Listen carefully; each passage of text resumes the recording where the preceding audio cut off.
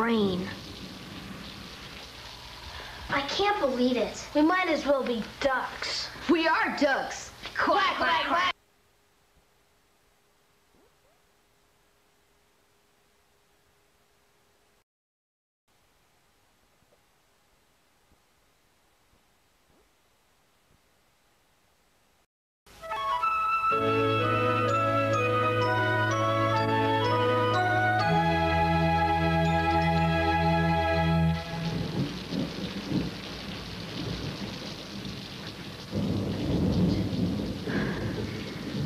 Rain.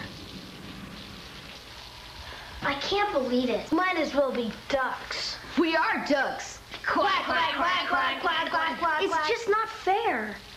Vacation time and no snow. First time in 16 years. I know. I was supposed to race Michael Hansen tomorrow at Snow Valley. You would have won, Peter. You're the best skier at school. I wanted to prove it. I might not get another chance to race Michael Hansen. Maybe Mr. Sims is coming home over vacation. He said he might. That'd be great, but let's face it, if Mr. Sims were here, he'd probably just want to teach us something. Like, where does rain come from? Or why ducks quack. What's wrong with learning? It's better than doing nothing. It was fun last time he taught us something. What's wrong is vacations are for doing nothing, not for learning. Did I hear somebody say something about learning? Mr. Sims! Hey, how you guys doing?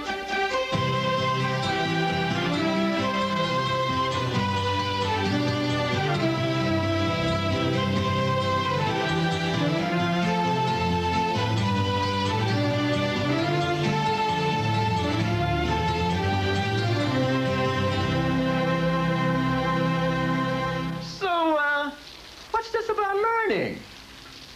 Nothing, Mr. Sims. We were just kidding. You're not going to be here very long anyway, so... Well, are you? Long enough, Peter. 2 weeks to be exact. So, how are you kids holding up in this rain? I know you're not used to it.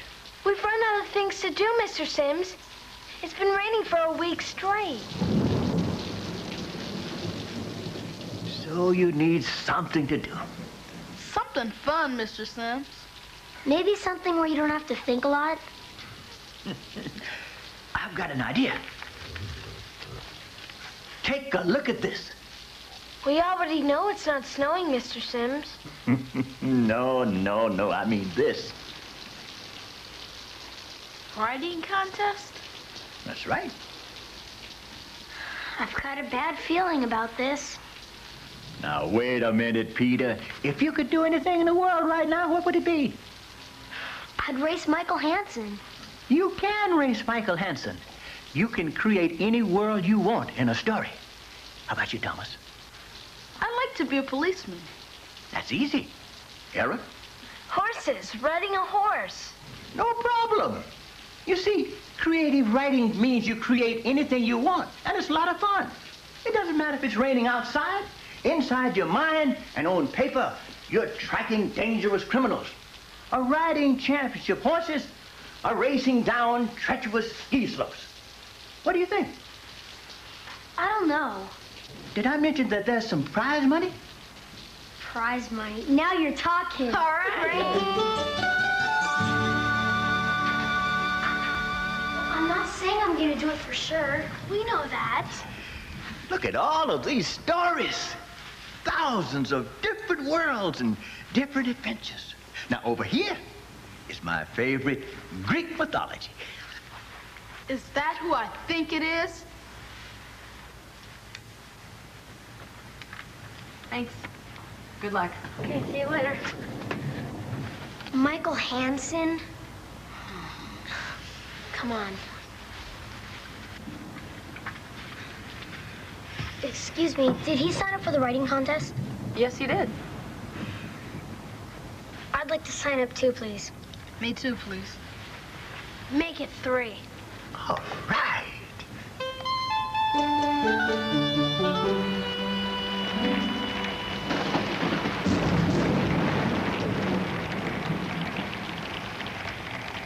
Have you ever just been sitting around and gone off into a daydream? All the time.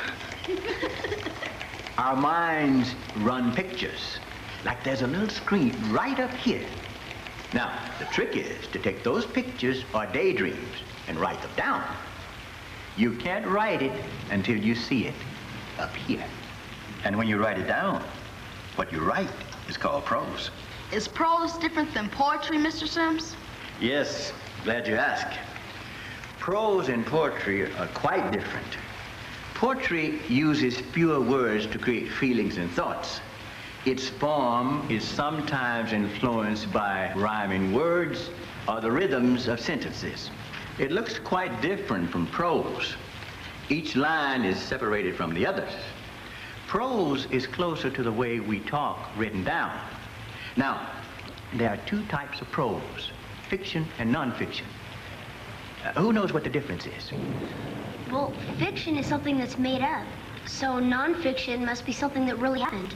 That's right.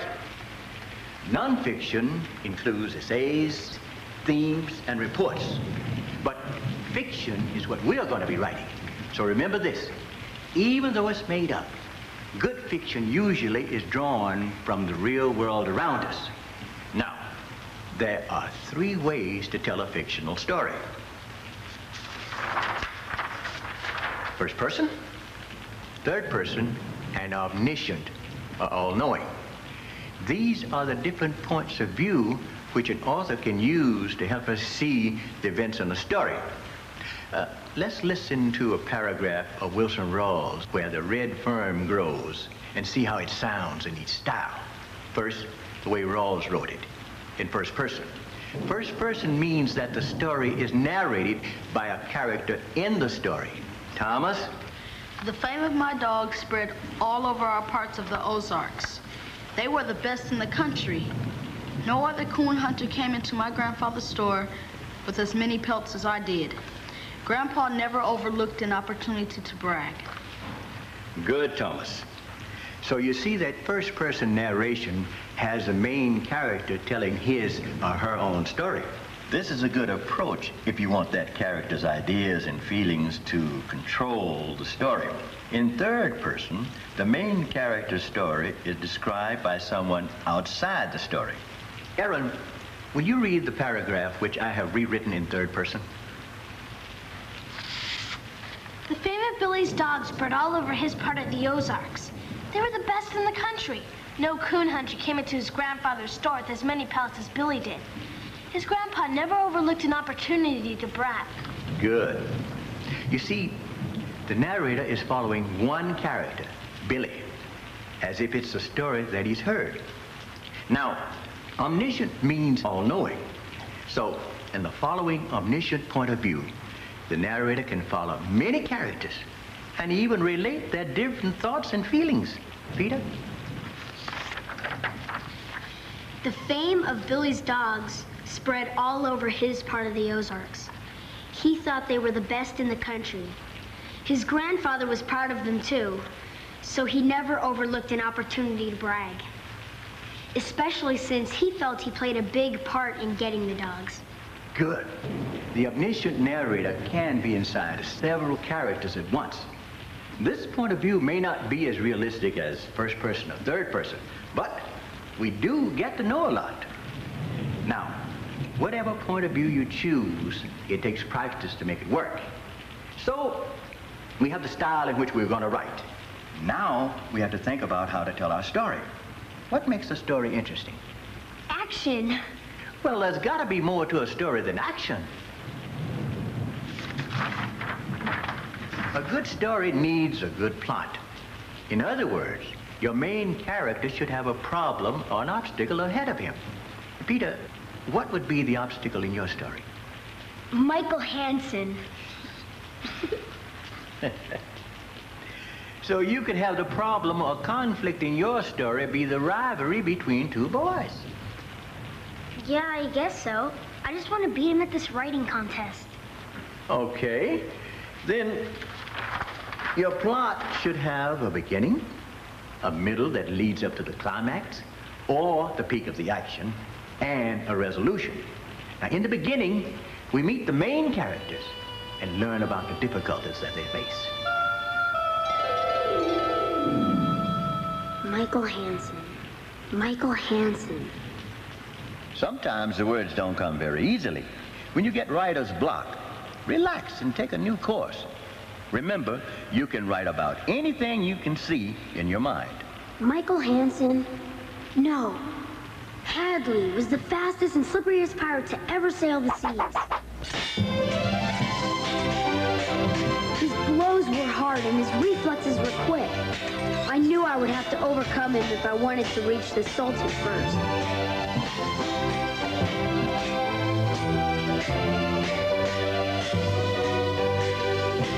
We were fighting for the scrolls of Zed.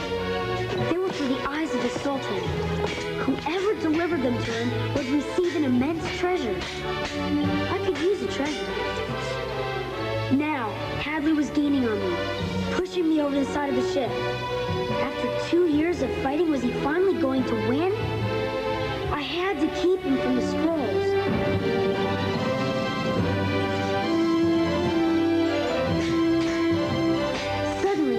A cannon thundered in the distance. My men were returning. Hadley threw himself over the side of the ship and started to swim for the shore. I picked up the box of scrolls and held it tightly. I knew that Hadley would be starting his journey to reach the Sultan, with or without the scrolls. I also knew that it was time to start mine. Peter, dinner's ready. I have got a powerful appetite. Coming. So, you've chosen the point of view. First person. Introduce your characters. Set up the conflict of your story. Now, the middle part is leading up to the climax, a peak of action. As you write, I want you to concentrate on your descriptions and use metaphors and similes. Metaphors and similes? Ways of describing things. Metaphors are when you compare one thing to another, like the room was a pig pen, or her face was a flower. Now, similes also compare things, but by using the words like and as to let us know that a comparison is coming. Use your senses of seeing, smelling, hearing, touching, and tasting to make those comparisons. Hard as a rock. Yes. Or he tossed and turned like a ship on a stormy sea. There are both ways of painting little pictures up here in the reader's mind.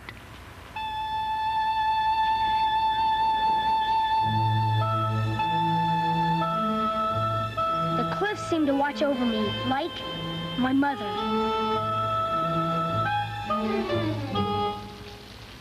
The cliffs seemed to watch over me, like giant guards of some strange castle.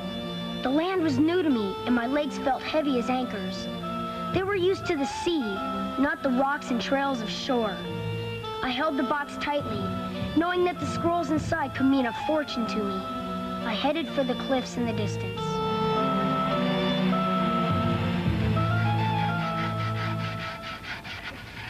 What about dialogue? I'm glad you asked. It's very smart to include dialogue. You see, it brings your story to life, and it gives more insight to your characters. I think I should have dialogue. That's a good idea. Hello there! Hello there, friendly pirate, I said. He suddenly snatched the box from my hands. What's in the box? He demanded. Just recipes. He held up one of the scrolls to his face. They were written in some strange language, and like myself, he could not read them. Recipes for what? He asked. I pretended to examine the scroll. This one's for refried anteater's tongue. Blow me down. That's not what I like. Why can't you bring more interesting recipes like that other nice young man? What other nice young man? I thought to myself. Could it have been Hadley? What was the recipe for, friendly pirate? I politely asked. He thought about it as hard as a pirate could before answering. Deep-fried toad on a bun with melted cheese. It was him. I knew that was Hadley's favorite dish. Which way did he go, friendly pirate? He looked up and down and all around before remembering. That way, me friend. He said. I thanked him and started up the beach. Thank you. What a silly pirate he was. So it sounds like you're writing a historical story. Kind of fantasy, too. Think of all the different kinds of stories you can write. Science fiction, tall tales, detective, fantasy. Whatever you can imagine, you can write. I just hope Michael Hansen doesn't think of anything. Why do you hope that? So I can win. Why? So I can be the best. Why? I don't know. Peter, you're special without being compared to anyone else. So is Michael Hansen. Everyone is. I'd like to see you writing this story because it makes you feel good about yourself.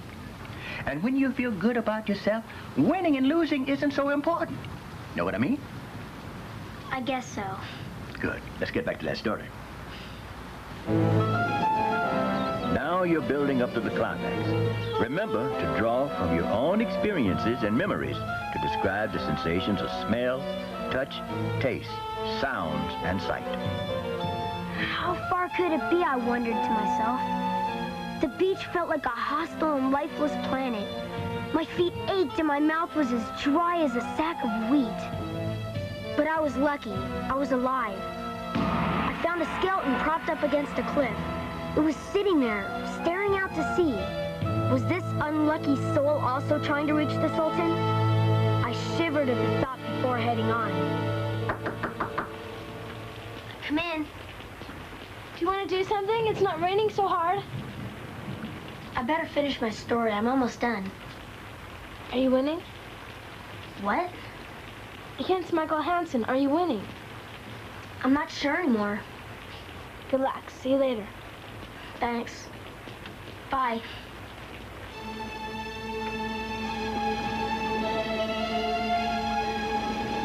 Finally, I saw the cave that led to the Valley of the Sultan.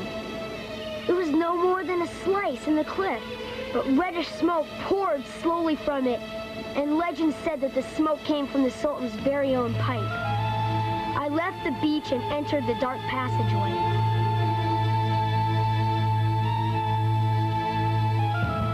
Suddenly I found myself in a huge underground world. An entire city stretched out before me, somehow existing inside the earth. I joined a line of people. On a cliff stood the Sultan's palace. It was protected by cannons and hundreds of guards with golden spears. One of them took me through the giant, led me to the Sultan's inner chamber. It was full of rugs and pillows and candles that filled the air with warm light. I sat down. My moment of truth had arrived. The Sultan entered the room from the other side. The Sultan was what? When you're creating characters, draw from the real people you know. Hello. I am the Sultan.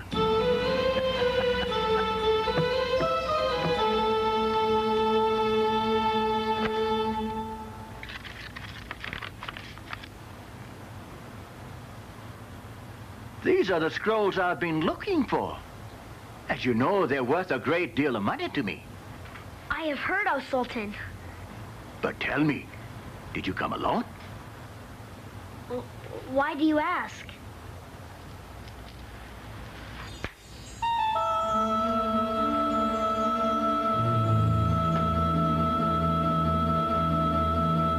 We caught this spy trying to sneak into our city. He claims he's with you. If he isn't, he will spend the rest of his life in prison.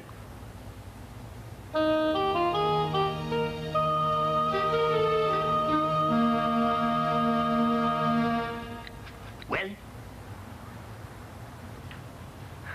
Hadley, I thought you were dead.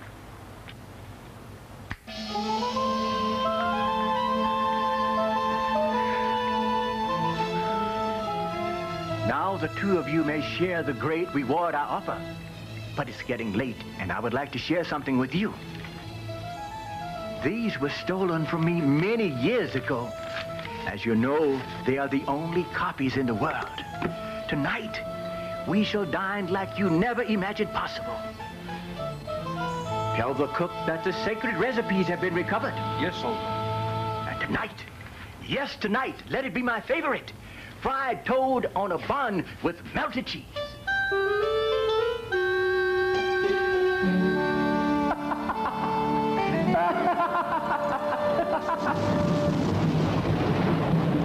Stand by. Okay, first place, Renee Stevens for The Secret Key. And second place, Michael Hansen for The Birthday Boy. Michael Hansen. And in third place, our very own Peter Green for The Sultan's Kitchen. All right. Look, Peter, they printed your story. Congratulations, Peter. Can't believe that creep Hansen beat you. He wrote a good story. I can't knock him for that. I think he's lucky that there wasn't any snow. You would have beaten him for sure then. Hi. Hi, Michael. Hello. Come on in.